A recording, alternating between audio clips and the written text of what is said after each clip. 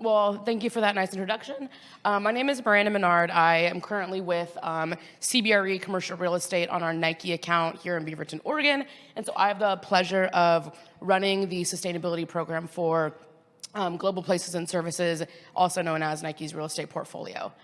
So lots of cool stuff happening there. I'm sure your question is, so what exactly do you do? I do everything from handling all of the data and reporting that goes up to Nike Global Sustainability and then gets filtered back out to the public, as well as all of the super cool programs happening in Nike's headquarters, key cities, and retail spaces around the world. So lots of cool stuff happening there.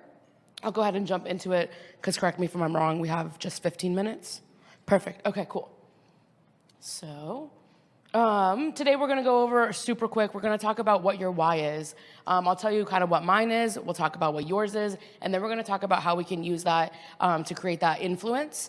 And then, of course, using that influence to, of course, move the needle and get more work done and more of the goals done that we are trying to accomplish. But before I get into that, I would love to hear really quickly from you all. I know I just talked to a couple folks at my table, so I kind of know what you guys do. Over here, what industries are you in? What are y'all doing? Healthcare, okay. Say that again? Real estate, okay. Nice, nice. Tech, okay. Cool, and are you guys more so working with direct companies? Are you working with clients? Consumer, okay, cool. That's good to know, good to know. So, we'll get into my why. So kind of a little bit of background. I started actually as an architect for about 2 hours in college. And I quickly realized I, in fact, am not an architect. I love design, I love people, I love space, but physics and some of those things were super not for me at all. So I did a quick pivot and wanted to be an environmental lawyer for a quick second. Law school was also not for me. So then I went to, I studied abroad and biked all around Europe for a summer and decided I was dedicating my life to public transportation. So I started working for the city of Eugene. I went to the U of O, go Ducks. And was doing that and also very quickly realized I am not made to sit in an office all day long. Some people are, Miranda is not. So I remember sitting on a bench, of course, as a sustainable professional. I was under a tree, put pen to paper, and really had to figure out, what am I doing? Why am I putting all of this work in? What is really driving me to work, and how am I gonna really create an impact in whatever it is I'm doing? And so, of course, on that list, a couple things came quickly to the top, right? Of course, there's the personal standpoint of, I want to have a career to do something meaningful to make myself feel good, right? I want to have a career to have an income to support my family, to do all of those things, right? There was a bunch of things on that list, but it really came down to two things. One, sustaining, my circle, right? My friends, family, all that, making sure that they're secure. And two, making sure that there's a sustainable future for others, right? So that's both in terms of sustainable business, making sure that the economy is staying moving, sustainability, and exactly what we think of sustainability when we say that, of, fostering our actual, natural world and all of those things. So as soon as I figured out that those two pieces are really important to me in driving the work that I do, I then kind of backtracked a little bit and had to figure out, okay, how can I use all of that passion and kind of energy behind what brings me to work and what brings me to my work, and really move the needle further on that, right? So sustainable business, how do we bring people in, right? For me, I deal with my client, I deal with various different people, from vendors to architects to the athletes, like the people that buy Nike clothing, to data, to assurance, and all of those things, right? A lot of different pieces. So how can I bring all of them together, stay true to myself, and of course, make a bigger impact in the sustainability space? So I'm going to ask you all really quick to kind of go through that same exercise. And again, we only have a couple minutes. Usually this is like a whole, let's chat about it, let's write it down on paper and all of that. But a couple questions. So first, what's your why? Why do you do the work that you do? Kind of like what brought you there? Was it a moment when you were a kid and you maybe had some sort of medical emergency and that's why you wanted to get into that field and it just happens to be related? Is it like me, where couldn't be an architect, but corporate real estate's adjacent, so that kind of matches? I'm kind of figuring out those questions. Of course, another question there is, why is your work important? Why is it important to you? Why is it important to the world? Why is it important to your client? Why is it important to customers? All of those things, right? It's truly it's a marketing thing, right?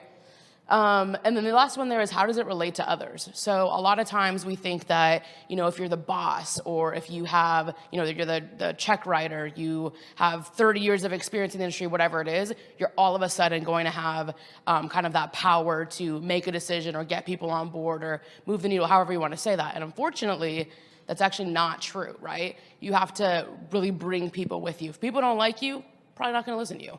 People, you know what I'm saying? Like there's like a human element to a lot of the work that we're doing. Opening it to the floor for a second. Does anybody want to share their responses to any of these questions? Don't be shy. Yes, in the back. So I wanted to make like a decent living, but I was looking to work for a company that aligns morally with how I align myself. Yeah. It's a big one for sure. And you can do that, right? Especially in this day and age, right? You can be a sustainability professional and definitely take care of your family, which is awesome. Love that. Any other notes on that? No? Okay. Cool. So once you've figured out kind of what your why is, it doesn't stop there, right? We have to talk about sharing that why and really establishing your influence. The photo up here is a picture of course, myself, and that's my senior sustainability analyst who handles all of our global data, and she rocks. Quick story about her. She came from the nonprofit background, so it was a shock when she came onto our team. She was like, why are we moving so quick? Why is everybody so demanding? Why is everything so serious? And it was a really big culture pivot for her, right? But what she has is she has that why, she has that drive. She is so deeply committed to sustainability, to Nike's move to zero emission, to CBRE's 2025, 2030 sustainability goals, and all of those things, right? So she was able to very quickly, even though it was completely out of her comfort zone, adapt to the new climate, get buy-in from her stakeholders, and do really, really amazing things, both innovation-wise for sustainability, as well as for her own career. So again, going back to establishing that influence. Once you have that why and you're able to share it with people, you can really do a lot, right? You can relate it back to your company or client's goals, right? It's easier to work together and to do action if you understand one another, right? If you're on the same page, if you know kind of what direction you're going, what that silver bullet is. Second thing here is knowing your team. It's really easy to have influence or to establish buy-in, I think is a better way to put it, when you know the people you're working with, either the people that you're working or that are working for you, the folks that are actually out there doing the work, as well as the people on your team. Example for me in my role, we do a lot of smart buildings projects, right? And so I am not an engineer by any means. I don't know how to do HVAC. I don't know how to do any of that stuff. I'm not going to pretend I do. But what I do make sure I do is go out and meet those teams that are doing it so they can explain to me, hey, Miranda, when you say, when you have this launch date, you're not considering, the supply chain lag or the this or the that, right? Really knowing your team so they feel comfortable talking to you and so that, you feel comfortable, providing them tasks. And again, you can move that needle faster and further. Another one here is being present, big way to establish your influence, right? It's, again, if you know who people are, if they know you and you know them, a lot easier to pick up the phone and say, hey, can you do this for me real quick? If you don't know them, somebody calls me and says, hey, Miranda, can you do this? And I don't know you, why are you calling me, right? And then the last one here is enhance your executive presence. So this, of course, is good both for you as an individual, for your team, and, of course, for your company's mission and goals. If you have that, you've all met those people, right? They walk into a room and you're like, oh, they have it, they own the space, right? If you have that presence and you are able to exude kind of your passion in the work that I've seen a lot of the speakers here today, that they have that naturally. If you're able to share that with others, automatically your executive presence goes up and you're allowed to move that needle a little bit more. Next piece here is using your why to actually move that needle, right? So all of those things that I was just talking about, if you do those, you're able to then get some of these awesome outcomes. So meeting stakeholders where they're at, again, relating it back to my work, when Chief Global Officer of Sustainability at Nike comes to talk to me about waste reduction at world headquarters, right? He doesn't need to know the tiny nitty gritty of this is how much carbon we're saving by using a durable glass instead of a plastic cup, right? He doesn't care. I mean, he does care, but he doesn't have time for the tiny breakdown. But I need to meet him where he's at of what are your priorities? What do you want to see? How do you want to see that back, right? And so again, us communicating and me understanding what his priorities are and what his personal interests are allows us to be more connected and for me to meet him where he's really at.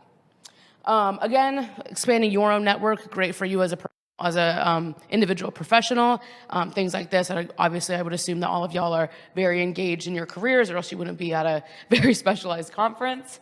Collaboration is a good one when you are able to connect with people, even if it's not on a professional level. Maybe you grew up in the same location. Maybe your partners went to high school together. I don't know what it is, but when you're able to make those individual connections like that, again, easier to call somebody up and say, hey, like your team's doing this, my team's doing that. Maybe let's collaborate on it. Maybe for me, it's a different account. I know I collaborate a lot with our folks over at Google and Microsoft.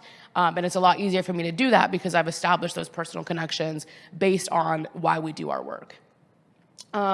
Big one here is generating funding. We are, I'm sure not news to any of you, in a bit of a financial crisis across the board. And so asking for money to do a lot of these projects can be really difficult. Maybe you need to do an LCA. Maybe you need to do some sort of feasibility study to see if new technologies are going to work in your space or whatever it is, right? To get that funding, again, if you don't know somebody or you don't know the right avenues to do things and you haven't, established that rapport, really hard to generate funding and really hard to secure ongoing funding for some of the projects you might be working on. And then the last one here is, of course, establishing a greater impact. So I think you just feel better and your work is better when you're putting your all into it. And so again, going back to finding why you're doing it, what brings you to work, what gets you there every day will not only minimize the likeliness that you're going to have, burnout, but also increase the likeliness that your work is going to be really good and your client customers, whoever it is, are going to be satisfied with the end result. Hopefully that was under 15 minutes, but definitely feel free to stay connected. I have 2 emails. You can email me at my CBRE or my Nike email. Hit me up on LinkedIn. Happy to answer any questions or connect on really what your why is, because we're doing cool stuff and would love to hear about what you're doing. Thanks, everybody.